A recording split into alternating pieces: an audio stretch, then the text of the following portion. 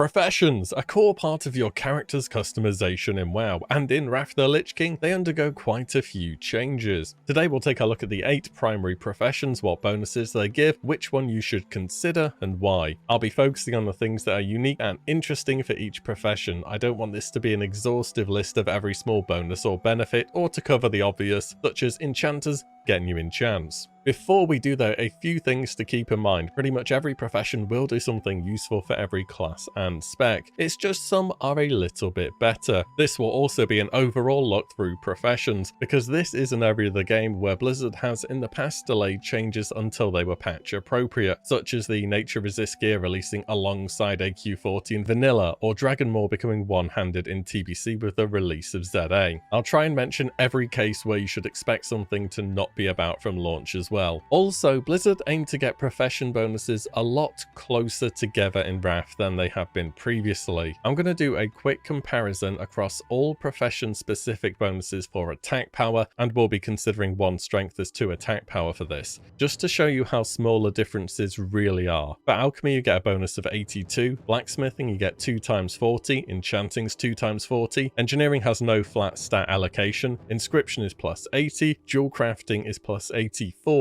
Leatherworking is plus 80, and for Tailoring there are no flat gains. Note that Engineering and Tailoring aren't useless if you did want attack power, they just have different benefits, which we'll get onto later. So overall, it's very different in terms of how much power you are gaining. Remember how you went Aldor because it was meant to be better than Scryers, but then it cost you 3 times as much to get to Exalted for a tiny bonus, and you replaced all your gear within a few weeks? It very well could be that all over again. So I hope all that makes sense. Let's make a start. Alchemy remains a mainstay as an important as ever profession for raiding. Wrath the Lich King is the start of pre-potting before an encounter, rather than just using potions every 2 minutes as of when you wish. Main benefits include new alchemy stones, which are just okay as they always have been, epic gem transmutes for when epic gems are available, more on that later. Discoveries are no longer complete RNG as they are in TBC, where you just have to make potions and hope you get lucky. Instead, they're now part of Northrend Alchemy Research, which is on a 2-day cooldown. Most eternal transmute discoveries are still RNG though, because I'm not sure reasons. You get 1 extra hour on flasks. You get a Flask of the North, which is a reusable item to buff your stats by a small amount. It was originally added in patch 3.2, and I think it will be available from launch. This was because Alchemy didn't have any persistent benefit whilst not having a flask active or when in arena, where you can't use flasks. So this reusable item was introduced to make sure that Alchemy is more worth to consider. When you do use an actual flask, you get a bonus via Mixology, which will be either 47 spell power, 700 health, 20 MP5, or 82 attack power. These should be correct values for the final patch. Blacksmithing next. First of all, your specialization doesn't really matter anymore, nor does which weapon mastery you took.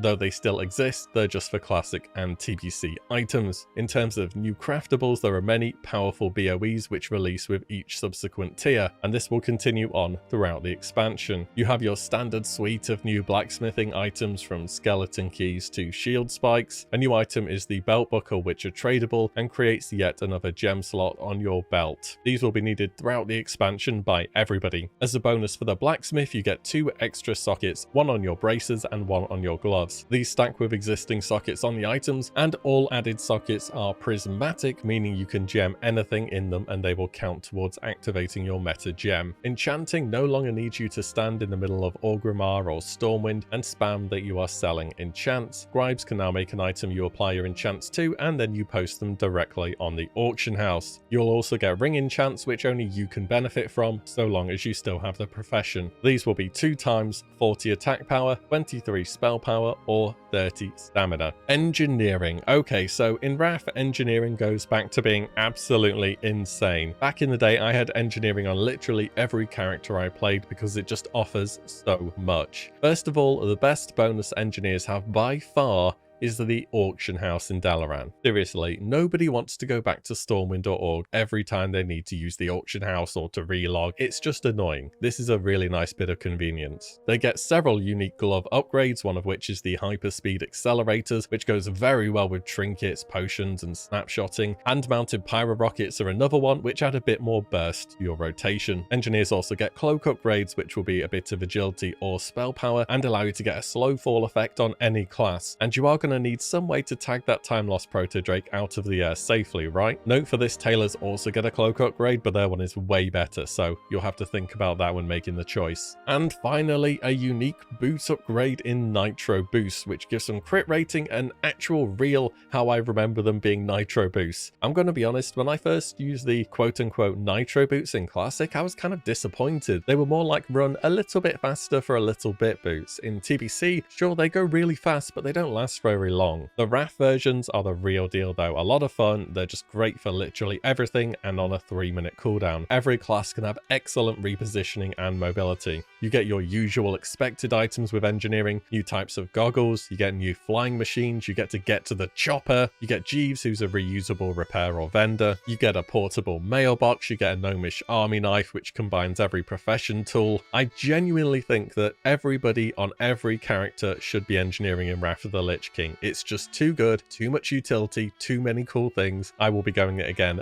for sure personally. Inscription, new profession. This goes together with the new glyph system to upgrade your character's spells and add quality of life, such as removing reagents for certain spells. It works on a basis that you break down herbs to create inks, which are then used in these glyphs or offhands or scrolls or whatever else it is you're making. Sort of like how prospecting for jewel crafting was an item sync for mining materials, this is the counterpart for herbing. Glyphs are learned at your trainer or are acquired through a daily research, similar to how alchemy works. Darkmoon Fair cards are now also made through this profession, but it's super high RNG getting the one you want. A full Nobles deck rewards Darkmoon card greatness, for example, which should fetch a huge price early if it's as good as I remember it being. Scribes can also make an item to rename their pet. Hunter only though, not for warlocks. Scribes get a special shoulder enchant. The alternative to this would be from Sons of Hodir Exalted, where if we're releasing on final patch, it should be an account-wide token, so you'd only need to do it once. Nevertheless, the Inscription ones will always be better. When compared to the Sons of Hodir, they will either give 80 more attack power, 46 more spell power, or 40 more dodge rating. Glyphs will be in incredibly high demand, of course, but for a lot of people, they're going to be a one-time buy. I'd say if you can really know Life Wrath early, Inscription would be a good one to go with due to how much potential gold there is in having access to the good glyphs early, as well as creating Darkmoon card sets. Jewel crafting gets gems for everything now. Armor pen, expertise, haste, you name it, it exists. This is what makes this such a strong choice over other professions. You get the bonus you want. New things include a cooldown item for gems, the Icy Prison, which is the equivalent to what Brilliant Glass is in TBC, should be in from day one, but don't expect it to give epic gems from day one. There's a daily quest for Dalaran Jewel Crafters tokens. These are then turned in to learn various patterns. In patch 3.2, which is Trial of the Crusader, there is also titanium powder from prospecting titanium ore, which can then be turned in as well for tokens, making it really easy to unlock new items. I do not think this will be in from launch and that you will have to do your dailies. Speaking of things that won't be out at launch, don't expect epic gems to be in the game from day one. There was a pretty big profession rework in patch 3.2, which is when they were added, and again that's on Trial of the Crusader. Blizzard have kept epic gems back in TBC until BT and Hydra was released. Expect something similar in Wrath. Jewel crafters get 3 times Dragon Eye gems as their bonus. These are 70% better than regular gems. They can't be traded and you must maintain jewel crafting to keep their bonuses. Originally in Wrath, Dragon Eye bonuses were buffed in 3.2 to reflect the introduction of epic gems. Now the old version of Dragon's Eye is absolutely nowhere online that I can find, so I'm assuming their stats with the same formula as epic gems. However, Blizzard may just put in the final version of Dragon Eye gems from launch, since it's the most fair across all last patch profession bonuses, and I think this would be the right thing to do. I just thought I'd give it a mention. Jewel crafting also gets some very powerful early game trinkets as well. It's better than others due to how much choice you can have, and it's literally just more stats. Leatherworking, much like blacksmithing, your spec doesn't matter anymore, but you do have a lot of powerful crafter gear to make as the expansion progresses. You get a very cheap to apply version of the leg armors. This is just a gold saver to you. You can still make the BOE versions, which are then traded. You get bracer resist enchants. Nothing's jumping to mind where this is relevant. Perhaps there is a boss that I'm not remembering. This is a bonus of 70 resist to either arcane, fire, frost, nature, or shadow. The biggest bonus is on the bracer, where you can either get 76 spell power, 46 more than enchanting, 130 attack power, 80 more than enchanting, or 102 62 stamina, 62 more than enchanting. Finally, tailoring. Much like leatherworking, you have a gold saver version of leg enchants to apply for your own gear for a few silver, in addition to the BOE versions. You get a flying carpet so you can look stylish when you get around Northrend. There are several new 3-day cooldown items to make, much like TBC. Your specializations should update to the Wrath of the Lich King counterpart in the pre-patch. Shadowcloth becomes Ebonweave, Spellcloth becomes Spellweave, and Mooncloth becomes Moonshroud. You also get a passive chance to find additional cloth when out in the world. As for the bonus for the tailor personally, you get embroideries.